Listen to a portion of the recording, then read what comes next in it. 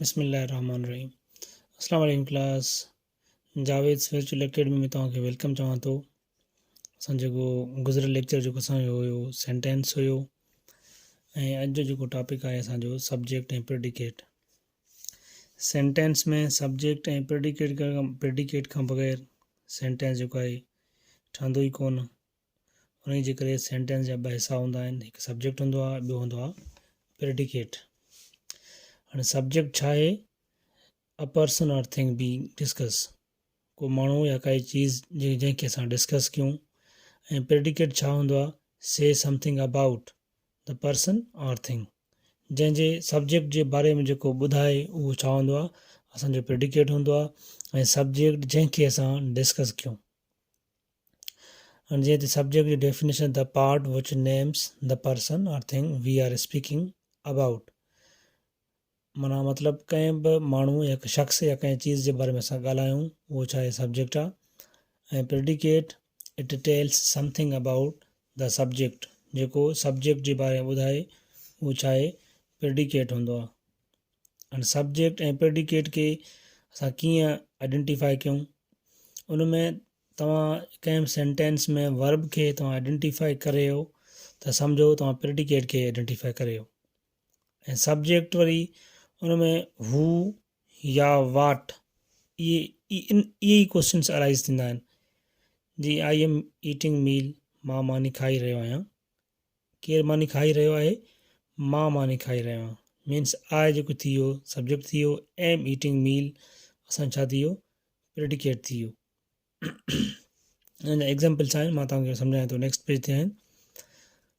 इन में मतिलबु जेके इम्पेरेटिव सेंटेंसिस जेके हूंदा आहिनि उन में जेको सब्जेक्ट जेको हूंदो आहे असांजो ओमिटेड हूंदो आहे। मीन्स उहो असांजो लिखियलु न हूंदो, लेकिन अंडरस्टूड जी ॻाल्हि आहे। उनजा एग्ज़ाम्पल्स ॾिसो, जीअं थैंक हिम, कंहिंखे असां थैंक हिम चऊं?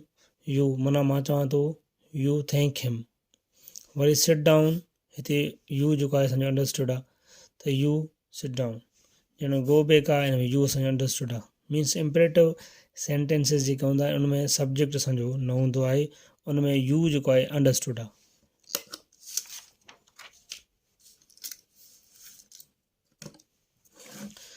हाणे जेको असां पोइ हिते डिस्कस करे आयासीं सब्जेक्ट ऐं प्रेडिकेट जा एग्ज़ाम्पल्स, उहो कीअं उते सम्झिजे, छा कजे। हाणे मूं तव्हांखे चयो हुयो त प्रेडिकेट में तव्हां वर्ब खे आइडेंटिफाई करियो, मीन्स तव्हां पूरे प्रेडिकेट खे आइडेंटिफाई करे वेंदो ऐं सब्जेक्ट खे बि।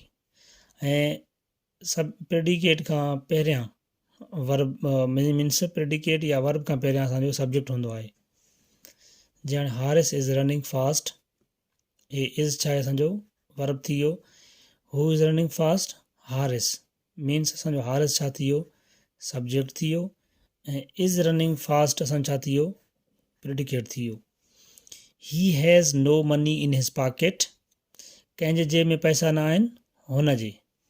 मीन्स ही असांजो छा थी वियो? सब्जेक्ट थी वियो। Has no money in his pocket छा थी वियो? असांजो प्रेडिकेट थी वियो। Here comes the bus, here comes the bus. ज़रूरी न आहे त कॾहिं कॾहिं त जेको सब्जेक्ट आहे उहो असांजो सेंटेंस जे मुंड में ई हुजे, कॾहिं कॾहिं बाद में बि ईंदो आहे। जीअं कम्स छा थी वियो? असांजो वर्ब थी वियो। त द बस छा थींदो? असांजो सब्जेक्ट थींदो। माना हेयर कम्स छा थी वियो? असांजो प्रेडिकेट थी वियो। Halar stood on the table, Halar छा आहे? असांजो सब्जेक्ट आहे। स्टूड ऑन द टेबल छा ते बीठो आहे? टेबल ते बीठो आहे। इहो छा थी वियो? असांजो प्रेडिकेट थी वियो। हिते स्टूड छा थी वियो? वर्ब थी वियो। Means stood on the table असांजो प्रेडिकेट आहे। हालार छा आहे? असांजो सब्जेक्ट आहे। The monkey ate a banana, monkey ate a banana, ate छा आहे? असांजो वर्ब थी वियो। हू एट द बनाना, मां तव्हांखे चयो हुयो न, हू वाट, इहे सब्जेक्ट खे ई इंडिकेट कंदा आहिनि। हू at the banana? The monkey, monkey, monkey छा थी वियो? असांजो सब्जेक्ट थी वियो। एट अ बनाना छा थी वियो?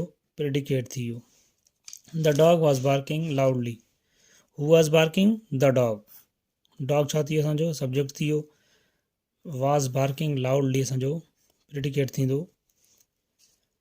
Honesty is the best policy, what is the best policy? Honesty, honesty असांजो सब्जेक्ट थी वियो, इज़ द बेस्ट पॉलिसी असांजो छा थी वियो, प्रेडिकेट थी वियो, इज़ असांजो वर्ब आहे, अंडरस्टूड जी ॻाल्हि आहे, वर्ब खे सुञाणे असांजो प्रेडिकेट खे सुञाणे वियो तव्हां।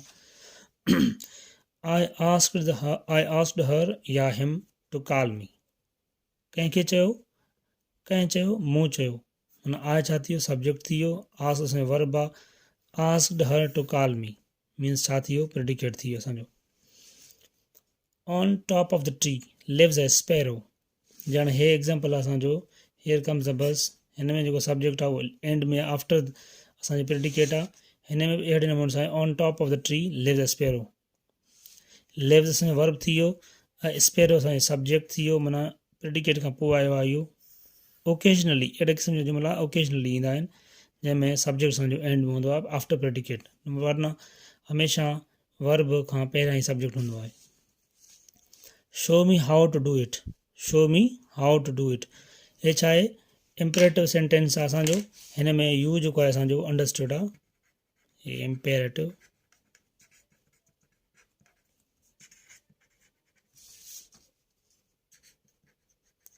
हिन में असांजो यू जेको आहे छा आहे, हे सॼो प्रेडिकेट आहे, हिन में यू जेको आहे उहो छा आहे असांजो सब्जेक्ट हूंदो जेको अंडरस्टूड आहे।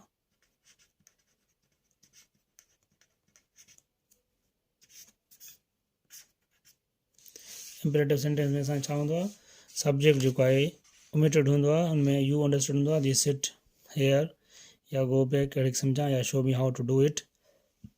हाणे अॼु असां छा छा सिखियोसीं, सेंटेंस जा ॿ क़िस्म, हुनमें सेंटेंस में ॿ क़िस्म टाइप्स हूंदा आहिनि, हिकु सब्जेक्ट ऐं प्रेडिकेट।